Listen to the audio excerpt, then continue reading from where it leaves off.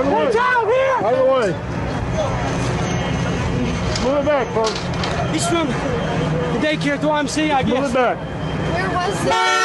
Was an attack on innocent children and defenseless citizens. I find it hard to believe it happened, and the fact that it happened 30 years ago is mind-blowing.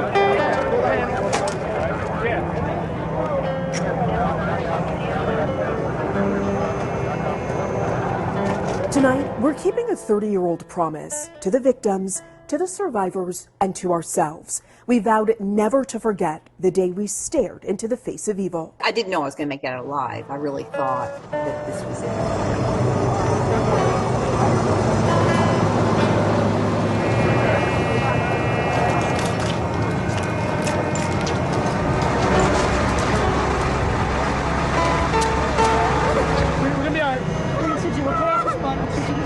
Truly was the worst thing I've ever seen in my life, and smelled. God, the smell. I will stand between the good and the evil. That's that thin blue line. It's evil on one side, and we're saying nothing comes across that line. And when you walked up to that scene that day, that's what you saw, the act of pure evil. I felt in my spirit God speaking to me, get the church together to pray. I'm very appreciative that I wake up every day, but I know that some people weren't as fortunate enough to have their loved ones come home that day. According to a lady that was in the front part of the building, she saw him, he helped her out, and then he went back in, and the building somewhat collapsed.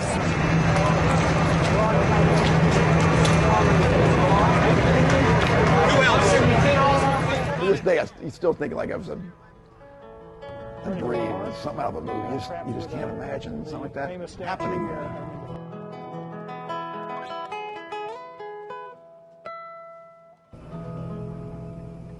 No one knew who had attacked us, what they wanted, or why. The nation's top law enforcement officer called a Tulsa man for help getting answers. Police Chief Dennis Larson was in charge of the bomb squad back then. I'm 2 News anchor Naomi Kitt, and I listened as he shared his story with me on camera for the very first time.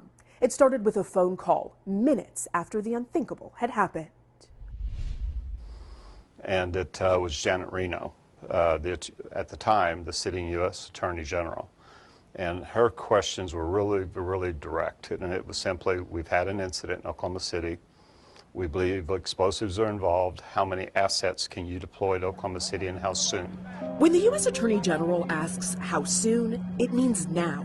Janet Reno sent a chopper from a nearby Tulsa base.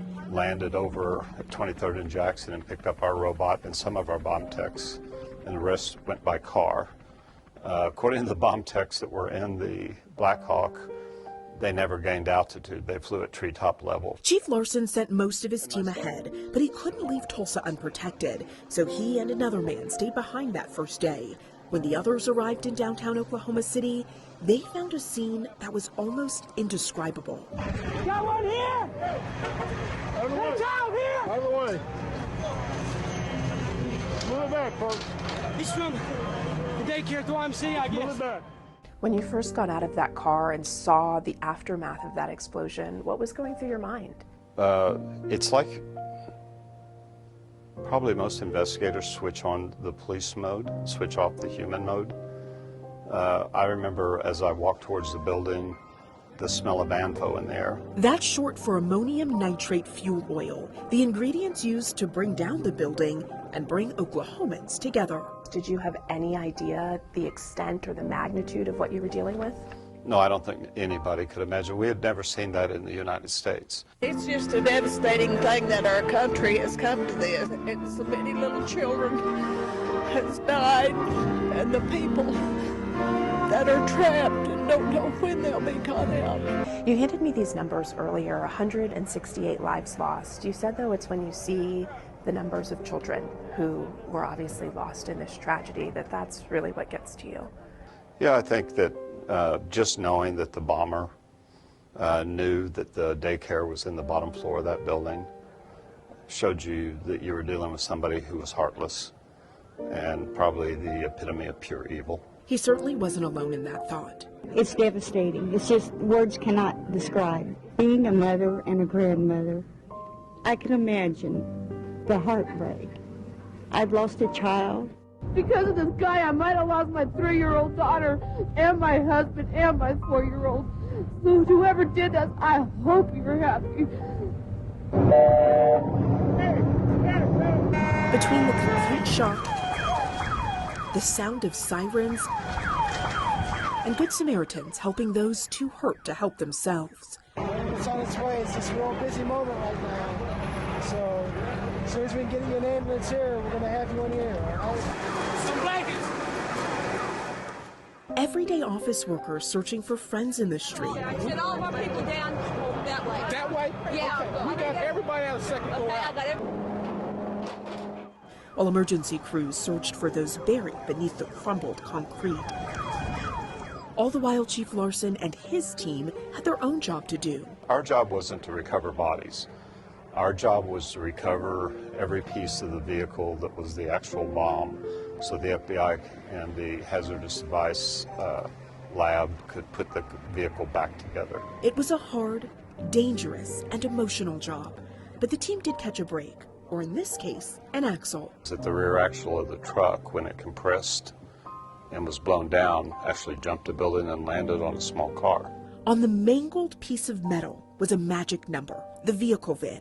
An auto theft detective ran that VIN, determined it was a Ryder truck, determined where it was rented, determined who rented it, and that series of events started the way they identified the suspects. But it did so much more. It basically gave everyone involved in the search, which now included bomb techs from across the country, a picture for the puzzle they were trying to piece together. And that made it a whole lot easier to determine that's a concrete, that's part of the device, that's a piece that may have DNA on it. We need to preserve that in different ways. And everything that was part of the vehicle, part of the explosive device, part of the firing train, went to a certain building where they were reconstructing the actual vehicle. It may have made the job easier, but it didn't make it go any faster. They spent just over 100 days working at the site. You were gone weeks at a time. Talk to me about how that worked when you have young children at home. The children were not old enough to know the gravity of what I was doing. They referred to it as the broken building, and that their father was helping with the broken building. The building may have been broken, but the Oklahoma spirit was not. The chief says people everywhere wanted to do whatever they could to help. You could not walk into a building, you could not walk in to get toothpaste, that you could pay for anything. And no matter how hard you tried, I need a toothbrush, here's the toothbrush. Let me pay for it. No, you can't pay for it. No, I want to pay for it. And the argument would ensue about, but the generosity of the people there. They knew what we were there for, and the city and the entire state took care of us. We could want for nothing. Despite the generosity, nothing could erase the reason they were there. Nothing could make it okay. 3 decades later, and Chief Larson has never been back to that spot that consumed his every waking moment, even invading his dreams. It's an honored site. We lost treasure. From children to grown adults to wives to grandparents to 168 souls. And I've been there, was there, worked it. I don't need to see it again. Are there lessons from that time period that you carry with you to this day in your role as chief? There are when I quietly look at what I consider soft targets, and I see something that I think is out of place. A car parked next to a building that it shouldn't be parked next to, or a truck parked next to a building it shouldn't be parked next to. And I think those things are just the police officer inside, the bomb technician. You always look at what's surrounding federal buildings and federal institutions because they tend to be targets. The man who changed our world 30 years ago hoped to drive a wedge between everyday people and the government. Instead, the country came together and we showed everyone our true mettle. The generosity, I think, set the Oklahoma standard. We're finding some toys and some twisted cots and things, and some of the guys handed this to me and asked me to bring it out. It's a little reminder of the devastation in there. Only 6 of the 21 children inside the daycare center survived. the youngest just 18 months old. Being that I was in the building crying and stuff, I inhaled a lot of smoke. That caused a lot of damage. Every word he utters is a reminder of what he's been through and what he's overcome. My voice is always with me, but it's not something that I feel bad about myself about.